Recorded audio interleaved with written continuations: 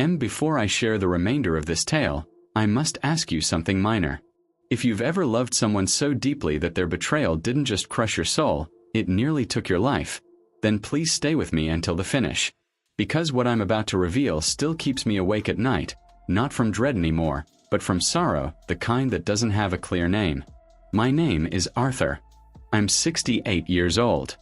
I live in a small cottage on the edge of Barrie, Ontario. The kind of town where folks still wave to each other from their walkways in winter. Where the Tim Hortons on Dunlop Street knows your drink before you open your mouth.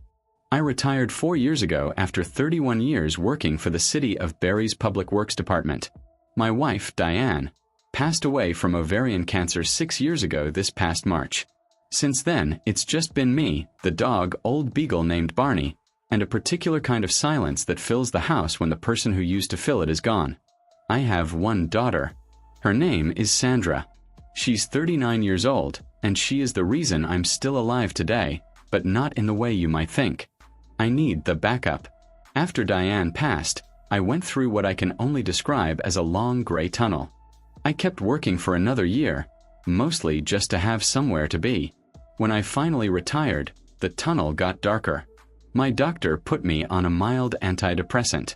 My neighbor George used to check in on me most mornings, knock on the back door, make sure I'd eaten.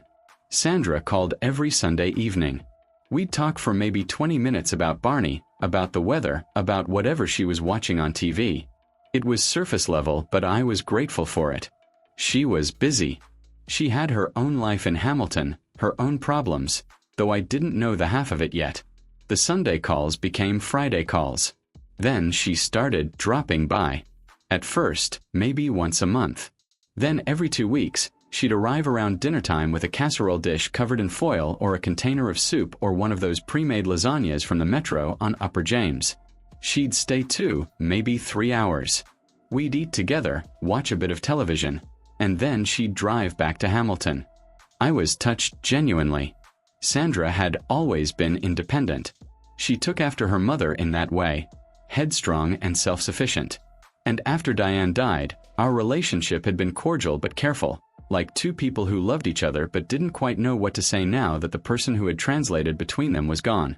So, these visits felt like something was shifting, like we were figuring out how to be family again, just the two of us. I told George about it one morning over coffee. "She's really stepping up," I said. He nodded and said that was good. That family was important. I believe that with everything I had. What I didn't notice, what I couldn't have noticed because it happened so gradually, was that I was always tired after she left. Not pleasantly tired the way you are after a good meal and comfortable company. Something heavier. A tiredness that started in my bones and moved outward. I'd fall asleep in my armchair before 9 o'clock most nights she visited. And I'd wake up the next morning groggy and disoriented. The kind of foggy that didn't lift until well past noon. I assumed it was my age. I assumed it was the antidepressants. I assumed a lot of things because I didn't want to assume the one thing that turned out to be true. It was George who first said something. He didn't mean it as an accusation. He was just being George blunt in the way that small-town men of a certain generation are blunt without malice. Just honesty. We were standing in my driveway one Saturday morning and he said, "Arthur, you look rough, pal. You feeling all right?" I told him I'd been sleeping badly. "You sleep badly every time your daughter visits?" He said, "Just like that." Simple observation. Then he went back inside his house and I stood there in the cold and thought about whether that was true. It was true. I started paying closer attention. I started writing things down in a little notebook. Nothing formal, just notes: what day Sandra visited, what she brought, how I felt the next morning. 4 visits in a row, the pattern held. She'd bring food or drinks. I'd eat or drink them. I'd be unconscious by 9 o'clock. I feel terrible until at least noon the next day. The 5th visit. I decided to do something I'm still not entirely proud of, even though it saved my life. She brought a thermos of homemade chamomile tea. She said she'd made it herself, that chamomile was good for my sleep. She poured me a mug and set it on the side table next to my armchair. We talked for a while. At some point when she got up to use the bathroom, I poured the tea into the spider plant on the windowsill. Diane had always kept spider plants. I'd managed not to kill them. I figured they could handle whatever was in that tea better than I apparently could. When Sandra came back, she glanced at the mug empty. She smiled. That night, I stayed awake until 11:30. I wasn't groggy the next morning. The spider plant was dead within 48 hours. I sat at my kitchen table and stared at that plant for a long time. Barney put his head on my knee. I didn't cry. I think I was beyond crying at that point into something colder and more terrible. Because you have to understand, this wasn't a stranger. This wasn't a news story happening to someone else. This was Sandra. This was the little girl I'd taught to ride a bike in the parking lot of the Canadian Tire on a Sunday morning because Diane was working and we had nowhere else to go. This was the young woman I'd driven 4 hours to Ottawa to help move into her first apartment. This was my daughter, and she had been putting something in my tea. I called George, not the police. Not yet. George, because I needed to say it out loud to someone who knew me before I could do anything else. He came over within 10 minutes and I showed him the plant in the notebook and he sat very quietly for a while. Then he said, "Arthur, you need to call someone official." He said it gently like he was handing me something fragile. I called the Ontario Provincial Police non-emergency line. The next morning, I explained what I had observed. They sent 2 officers to my house that afternoon. A younger woman named Constable Gray and an older officer whose name I've since forgotten, but whose manner reminded me of a high school vice principal. Serious and measured and careful. They listened. They looked at the notebook. They looked at the plant. They asked if I still had the thermos. I did. I hadn't touched it. It was still sitting on my kitchen counter. They took it. What came back from the lab 2 weeks later is something I still have difficulty saying out loud. The tea had been laced with a sedative, a prescription sleep medication ground up and dissolved. Not enough to kill me, outright enough to make me foggy enough over time to make me seem confused, disoriented to anyone watching from the outside. To a doctor, to a lawyer, to a judge, it might have looked like the early stages of cognitive decline. I am not in cognitive decline. I have never been diagnosed with anything of the sort. My GP has my full medical history and she will tell you the same thing. But I understand now what the plan was, or what I believe the plan was, because the full shape of it only became clear when the police started asking questions I hadn't thought to ask myself. Sandra was in serious financial trouble. I didn't know the extent of it. I knew she and her ex-husband had gone through a difficult split 2 years earlier. That there had been legal fees, that she'd had to move apartments. I knew she'd taken on some debt. I didn't know she owed close to $90,000. I didn't know she'd borrowed against her line of credit 3 times in 18 months. I didn't know she had consulted twice with a lawyer about power of attorney. My house is paid off. I own it outright. Diane and I made the final mortgage payment 11 years ago. It's not worth a fortune by Toronto standards, but in Barrie, it's worth somewhere between $400 and $450,000. My pension between CPP and my City of Barrie plan is reasonable. I have savings. I am by any modest measure comfortable, and I have a will that leaves everything to Sandra. The police explained it to me carefully and without drama, which I appreciated. If I had appeared over time to be losing my mental faculties, becoming confused, forgetful, disoriented, it would have been straightforward for Sandra to pursue guardianship, power of attorney for personal care, control over my finances. The medication in the tea wouldn't have shown up unless someone was specifically looking for it, and no one was looking for it because no one had any reason to suspect. I would have been a sad, aging widower in gradual decline. It happens every day. It would have been unremarkable except that George noticed I looked rough and I kept a notebook and a spider plant died. They arrested Sandra on a Tuesday. I know this because George drove me to the Tim Hortons afterward and we sat there for 2 hours without saying very much. I had a large double-double and a blueberry muffin and I stared out the window at the parking lot and thought about the bike lessons in the Canadian Tire lot and about carrying her on my shoulders at the Barrie waterfront when she was 4 years old and couldn't see over the crowd for the Canada Day fireworks and about the look on her face at Diane's funeral. Crumpled and young and lost. The way grief makes everyone look like a child again. I did not feel triumphant. I want to be clear about that. I know some people, when they hear a story like this, are waiting for the part where justice feels satisfying, where the bad person gets what they deserve and the good person feels vindicated. I can only tell you honestly that it doesn't feel like that. It feels like a particular kind of loss that has no word in English. The French might have something. I don't know. What came out in the weeks that followed was complicated and in some ways made things harder rather than easier. Sandra's lawyer argued, and the Crown took it seriously enough to pursue an assessment that she was not entirely well. She had been struggling with the gambling addiction for 3 years. I did not know this. She had been in and out of Gamblers Anonymous. She had relapsed twice. The debt she'd accumulated was almost entirely from online gambling, the kind that's incredibly easy to access in Ontario now that has been regulated and advertised everywhere you look. The lawyer argued that her judgment had been severely compromised, that she'd been in a kind of desperate tunnel and had made decisions that the healthy version of herself never would have made. I don't know what to do with that. I mean that literally. I have sat with it for months and I still don't know, because it doesn't change what she did. The tea was real. The sedative was real.